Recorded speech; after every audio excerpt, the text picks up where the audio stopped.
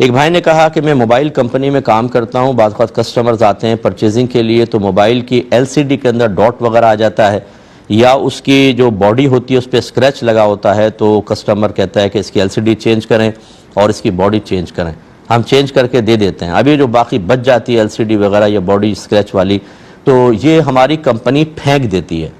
تو کیا ہم ان چیزوں کو لے کر اپنے پاس رکھ سکتے ہیں اور آگے اس کو سیل کر کے پیسہ کما سکتے ہیں کہ نہیں؟ دیکھیں، اگر تو کمپنی واقعی ایسا کرتی ہے کہ اس کو پھینک دیتی ہے کچرے کے اندر اور اٹھا کے کوئی بھی لے جائے، تو پھر تو یہ ایک ایسا مال ہے کہ یہ